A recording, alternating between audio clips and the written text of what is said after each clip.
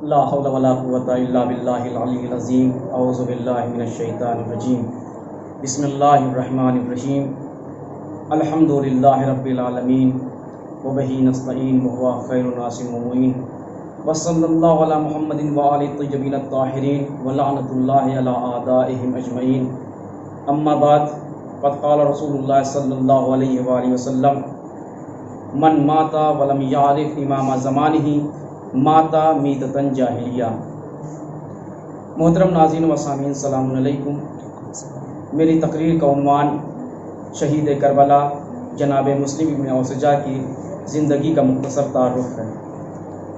رسول اسلام فرماتے ہیں من ماتا ولم یعرف امام زمانہ ماتا میتتن جاہلیہ، جو اپنے زمانے کے امام کو نہ پہچانے، اپنے زمانے کے امام کی معرفت نہ رکھے اور مر جائے تو وہ جاہلیت کی موت مرتا ہے۔ امیر المومنین علی بن ابی طالب علیہ السلام فرماتے ہیں کہ ہر انسان کی قدر و منزلت اس کی معرفت کے لحاظ سے ہوتی ہے۔ عزیزان، جب اس جاہلیت کی موت کے بارے میں امام جعفر صادق علیہ السلام سے سوال کیا گیا کہ اس جاہلیت کی موت سے مراد کیا ہے، امام علی مقام نے فرمایا اس جاہلیت کی موت سے مراد کفر کی موت ہے، نفاق کی موت ہے اور گمراہی کی موت ہے۔ اور تاریخ میں یہ بات درج ہے کہ جو افراد گمراہ ہوئے ہیں وہ اپنے زمانے کے امام کی معرفت نہیں رکھتے تھے، چاہے جنگ جمل ہو یا جنگ صفین کا معرکہ ہو، چاہے جنگ نہروان ہو یا صلح امام حسن کا مسئلہ ہو، چاہے سفیر حسین جناب مسلم کا کوفے میں تنہا ہونا ہو یا امام حسین علیہ السلام کا کربلا میں بے یار و مددگار قتل ہو جانا ہو، یہ سب کے سب بے معرفت افراد کی وجہ سے ہوا ہے۔ جہاں بے معرفت افراد نے معصومین کو نقصان پہنچایا ہے، وہیں پر با معرفت افراد نے معصومین کی ہر مرحلے پر مدد بھی کی ہے۔ انہی با معرفت افراد میں سے ایک نام مسلم ابن اوسجہ کا بھی ہے۔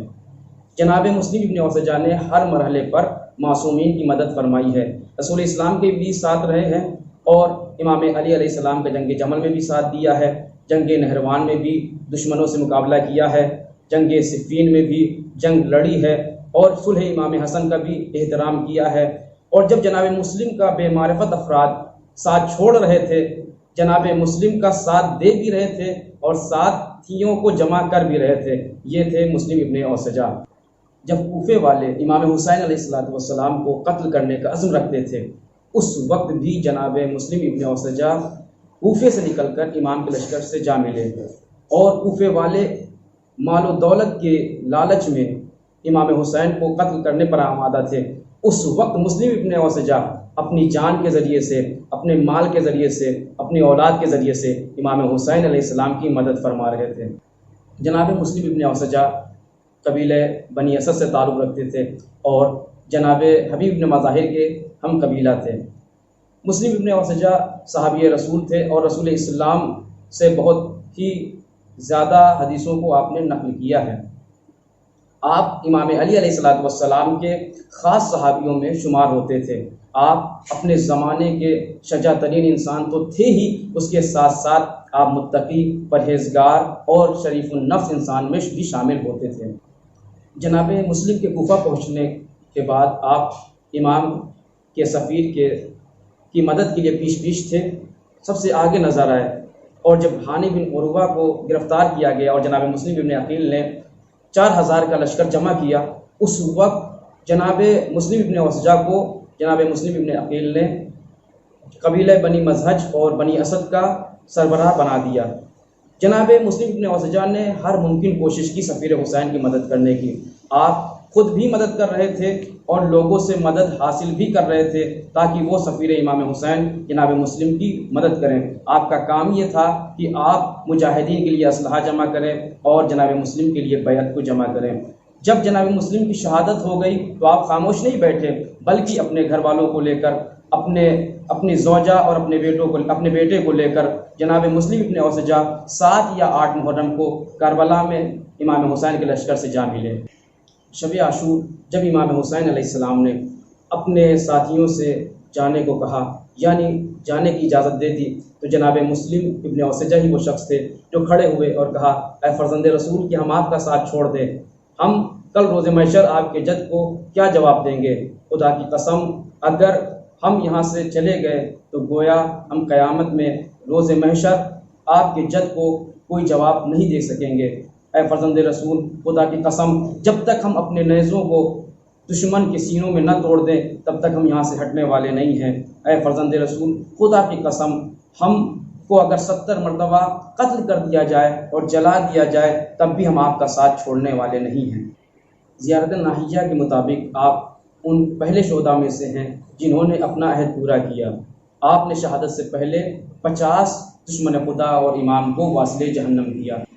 جب جناب مسلم ابن اوسجہ زخمی ہوئے تو آپ نے امام کو آخری سلام کہا۔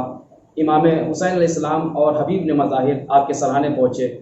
آپ نے امام حسین علیہ السلام کو آخری سلام کہا۔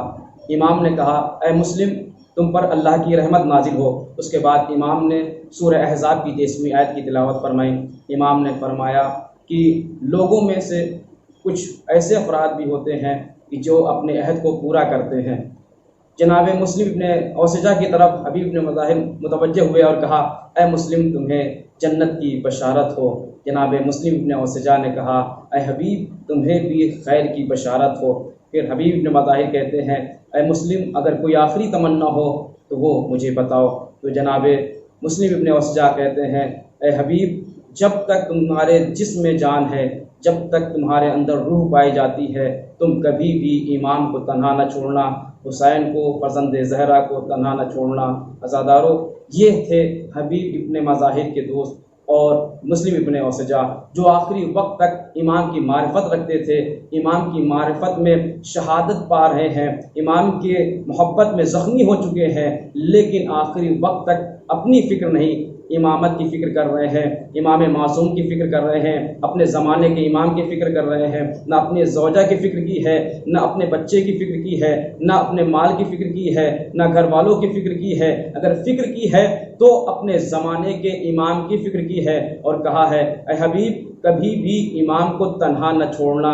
پروردگار ہمیں بھی توفیق دے کہ ہم اپنے زمانے کے امام کی معرفت رکھیں اور ہم مسلم ابن اوسجہ جیسے بن کر دکھائیں۔ باخر دعوانا ان الحمد للہ رب العالمین۔